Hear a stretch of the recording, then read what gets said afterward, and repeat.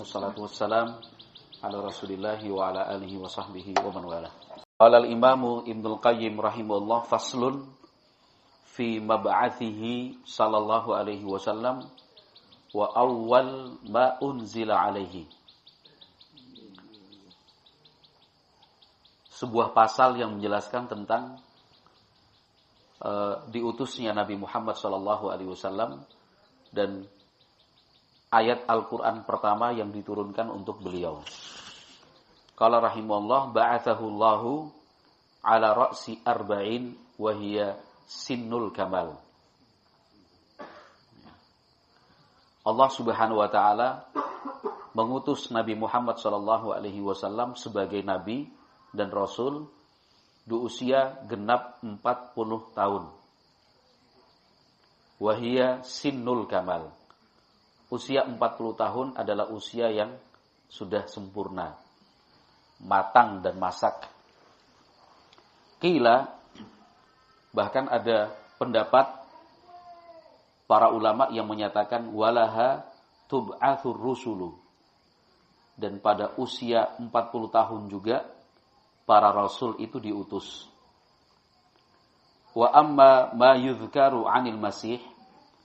Adapun riwayat yang menyebutkan tentang Al-Masih, yaitu Nabi Isa alaihi salam, annahu rufi'a ila sama, beliau diangkat dan dibawa naik ke langit, walahu thalathun wa thalathuna sanatan, dengan usia 33 tahun, fahadha la yu'rafu bihi atharun muttasilun yajibul masiru ilaih.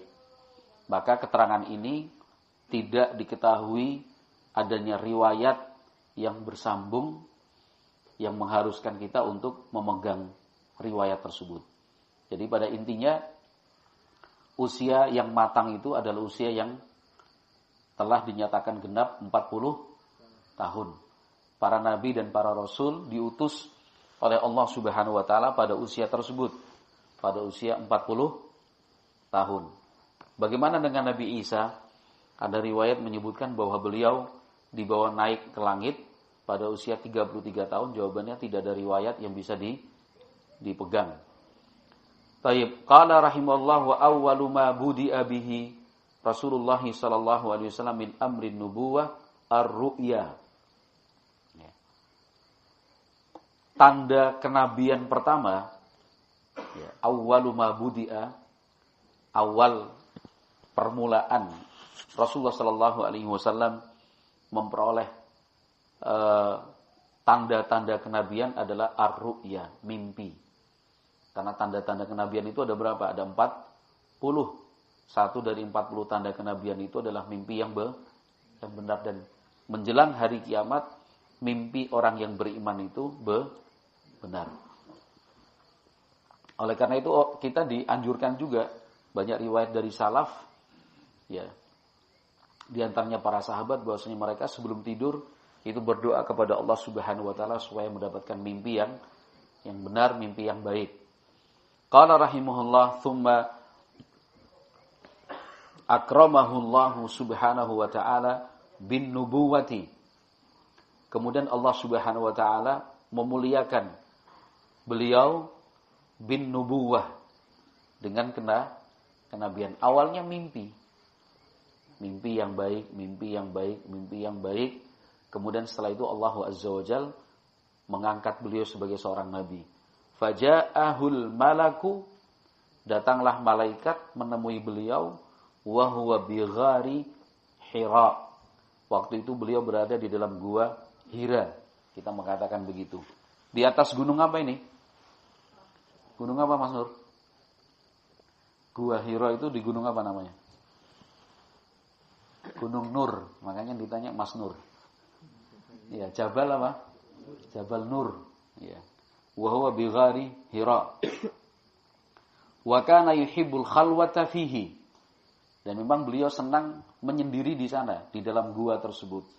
Fa awwalu ma unzila alaihi, ayat pertama yang Allah turunkan untuk Nabi Muhammad adalah Iqra bismi rabbikal ladzi khalaq. Bukan satu surat utuh, tetapi ayat pertama sampai ayat yang kelima. Baik. Dan sampai hari ini masih banyak orang-orang yang mengaku mendapatkan wahyu, ya kan? Wahyu sampai hari ini masih banyak. Yang beberapa waktu yang lalu yang viral, yang mengaku sebagai Imam Mahdi siapa coba? Enggak, baru, mungkin seminggu kemarin. Apa? Iya, ngaku sebagai Imam Mahdi yang ditunggu-tunggu. Sudah tua, kakek-kakek, punya bendera. Padahal baca Al-Quran aja nggak bisa dia. Ya, ngaku-ngaku sebagai Imam Mahdi, pusatnya kekuasaan di atas muka bumi. Apa ya? Ada pengikutnya, salah satunya istrinya. Apanya? Istrinya apa? Pembantunya. Istrinya itu katanya Ratu Adil. Jadi suami Imam Mahdi, istrinya Ratu Adil. Nggak tahu terus pembantunya apa itu. Iya, seminggu yang lalu itu viral. Sampai sekarang mungkin nggak tahu sudah ditindaklanjuti oleh Kesbangpol atau belum. Di daerah Jawa Barat. Jawa Barat banyak ya. Daerah Jawa Barat banyak yang ngaku-ngaku sebagai nabi, dapat wahyu dan seterusnya. Baik. Qala rahimallahu taala faslun fi tartibi da'wati walaha maratibu. Pasal yang kelima adalah pasal yang menjelaskan tentang urut-urutan berdakwah. Tartib, ya, urut-urutan berdakwah, walaha maratib. Karena memang berdakwah itu ada fase dan langkah-langkahnya. Al-martabatul ula. Ya, langkah atau fase yang pertama an-nubuwah. Beliau diangkat sebagai nabi. Ats-tsaniyah, yang kedua, inzaru ashiratihil aqrabin.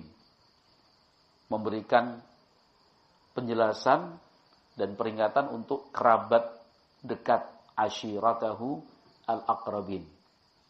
Ats-tsalitsah inzaru qaumihi. Menyampaikan peringatan kepada kaumnya. Ar-rabi'atu inzaru qaumin ma atahum min nadhirin min qablihi wa humul arabu qatibatan. Kemudian langkah yang keempat adalah mengingatkan kaum yang memang sebelum itu belum pernah ada yang mengingatkan. Siapa? Wa humul arabu qatibatan. Mereka adalah bangsa Arab secara keseluruhan.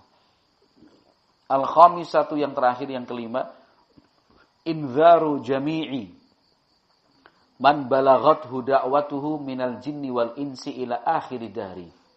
Memberikan peringatan kepada setiap orang yang sampai dakwah kepadanya dari kalangan jin maupun manusia ila akhir dahri, sampai akhir zaman nanti. Jadi itu tahapan-tahapan kenabian. Pertama, Nabi Muhammad diangkat sebagai nabi. Kemudian beliau mengajak kerabat dekatnya, istri, anak, kemudian sepupu, kemudian budak, teman-teman dekatnya yang masih dalam satu kerabat. Setelah ini terlaksana, semakin luas lagi. Yaitu apa? Kaumnya, orang-orang Quraisy. Maka Nabi Muhammad alaihi salatu wasallam ketika turun ayat wa anzir ashiratakal aqrabin, itu kan beliau kumpulkan karib kerabatnya itu, paman-pamannya, bibi-bibinya. Ya, setelah itu lebih luas lagi bangsa Quraisy. Kemudian lebih luas lagi seluruh orang Arab. Kemudian setelah orang Arab selesai, semua manusia, mau yang di Asia, di Afrika, di Eropa, semuanya sama. Qala faslun, pasal baru, fa'aqama sallallahu alaihi wasallam ba'da dzalika thalatha sinina yad'u ila Allah subhanahu mustakhfiyan. Sejak Nabi Muhammad alaihi salatu wasallam mendapat perintah untuk berdakwah, ya, beliau mendapatkan wahyu pertama. Setelah itu selama thalatha sinin, selama 3 tahun, yad'u ilallahi subhanah. Beliau berdakwah, mengajak kepada Allah subhanahu wa ta'ala mustakhfiyan, tetapi masih mustakhfiyan. Mustakhfiyan itu sembunyi-sembunyi. Thumma nazala alaih, kemudian turunlah firman Allah, fasda' bima tu'mar wa a'rid 'anil musyrikin. Perintah dari Allah, fasda' bima tu'mar. Maka terang-teranglah dalam menjalankan perintah.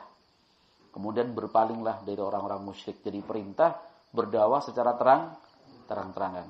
Fa'a'lana sallallahu alaihi wasallam bid'awati. Maka sejak ayat ini turun, Nabi Muhammad alaihi salatu wasallam mengiklankan dakwah. Iklan itu apa? Dari bahasa Indonesia, dari bahasa Arab, iklan. Menyampaikan, mengumumkan terang-terangan. Bid'awati wa jahara qaumahu bil adawati. Kemudian beliau terang-terangan menyampaikan, yang akhirnya beliau pun dimusuhi oleh kaumnya sendiri.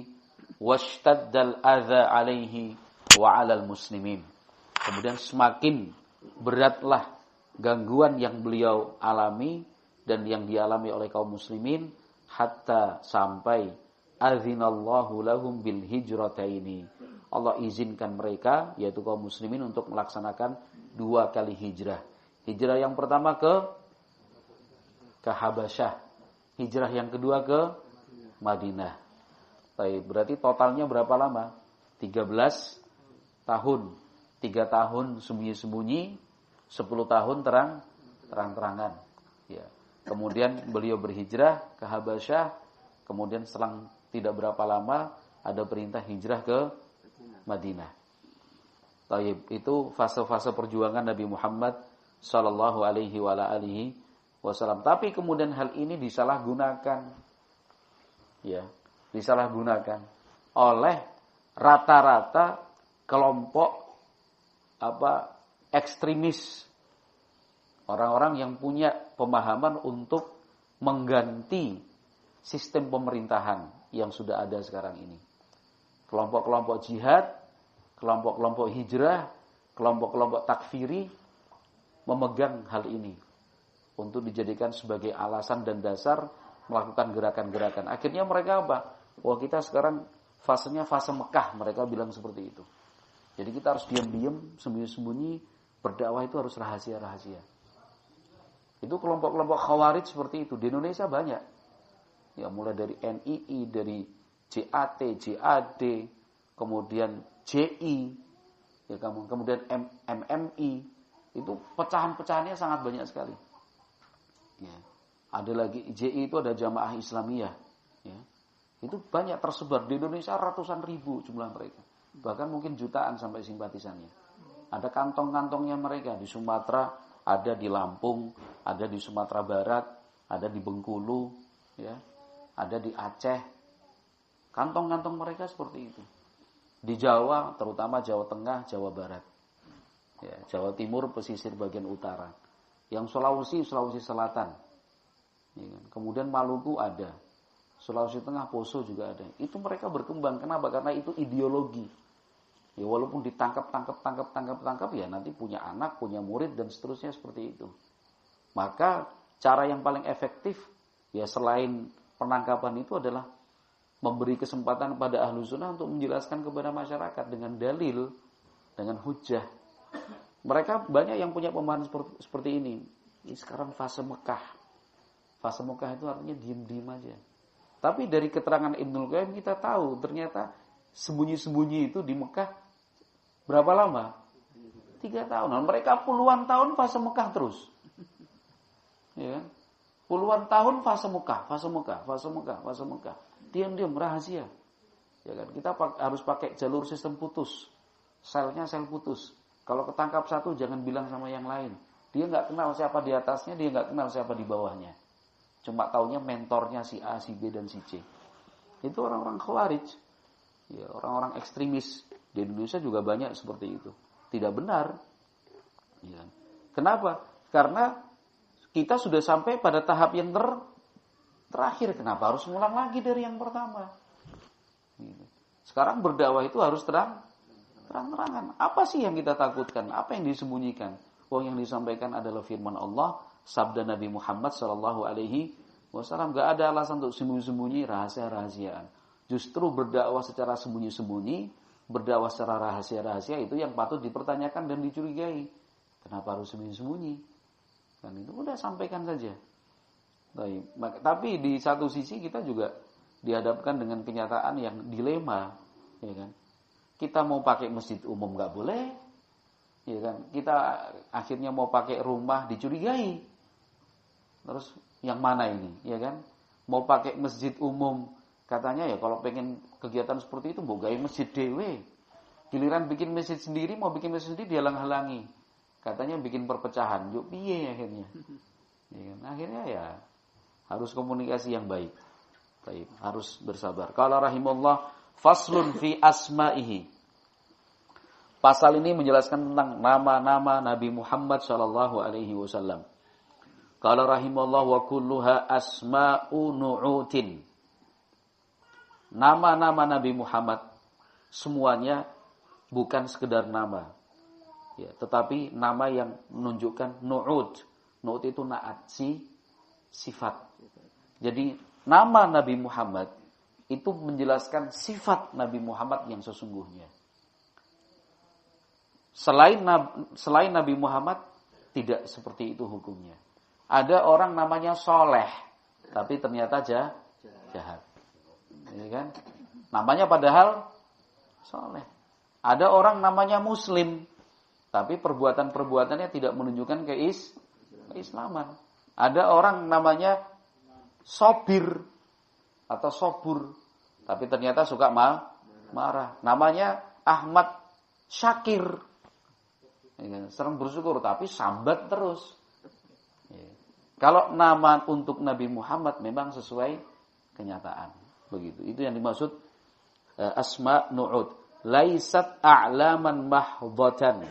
Bukan sekedar nama saja. Limujarradit ta'rif. Hanya untuk sebagai pengenal, bukan. Tetapi bal asma'un mustaqqatun. Tetapi nama-nama Nabi Muhammad adalah nama-nama yang diambil min sifatin. Dari sifat-sifat qamat bihi. Yang dimiliki oleh Nabi Muhammad. Tujibulahul madha wal kamal. Nama-nama yang mengharuskan kita untuk memuji Nabi Muhammad alaihi salatu wassalam dan juga menunjukkan kesempurnaan beliau sallallahu alaihi wasallam. Faminha, di antaranya Muhammadun. Muhammad. Ya. Adapun arti-artinya nanti akan diterangkan oleh Ibnu Qayyim di bawah. Pertama, nama beliau Muhammad wa huwa ashharuha. Nama yang paling masyhur. Wa bihi summiya fit Taurat. Dan dengan Muhammad inilah nama Nabi alaihi salatu wasallam disebutkan di dalam kitab Taurat. Jadi di dalam kitab Taurat yang asli nama Nabi Muhammad sudah disebutkan. Makanya orang-orang Yahudi ketika mereka mendengar ada seorang nabi bangkit dari Arab namanya Muhammad, mereka sudah tahu bahwa itulah nabi yang dijanjikan, nabi akhir zaman. Tapi mereka akhirnya menolak. Kenapa? Kok bukan dari Yahudi? Kok malah dari bangsa Arab? Ditolak mentah-mentah. Pada dalam hati mereka tahu itulah yang dinanti. Wa minha, nama beliau yang lain Ahmad. Wa huwal ismul ladzi sammahu bihil Masih. Nama beliau yang kedua Ahmad. Ahmad inilah nama yang disebutkan oleh Al-Masih Isa bin Maryam di antara orang-orang Nasrani. Di dalam kitab Injil sudah disebutkan bahwasanya ada seorang nabi di akhir zaman ismuhu, namanya siapa? Ahmad. Dan itu. Wa minha al-Mutawakkil. Ada juga nama-nama Nabi Muhammad yang lain seperti al-Mutawakkil, wal Mahi, al-Mahi, al-Hashir, al-Aqib, al-Muqaffi, Nabiyur Rahmah, Nabiyul Malhamah, Al-Fatih, Nabiyut Taubah, Al-Amin. Ini nama-nama Nabi Muhammad alaihi salatu wasallam. Apa artinya dan apa maknanya akan diterangkan Ibnu Qayyim di bawahnya. Wa qala Jubair ibnu Mut'im. Sahabat Jubair bin Mut'im mengatakan samma lana Rasulullah sallallahu alaihi wasallam nafsahu asma'an. Nabi Muhammad alaihi salatu wasallam menyebutkan untuk kami nama-nama beliau sendiri. Faqala, kata Nabi Muhammad, ana Muhammadun.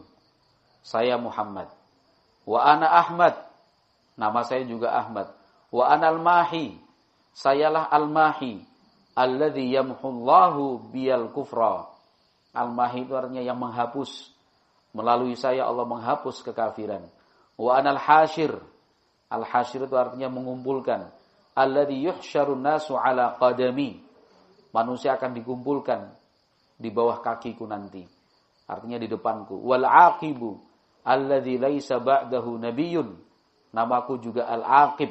Artinya tidak ada lagi nabi setelahku. Baik, itu hadis riwayat Bukhari Muslim.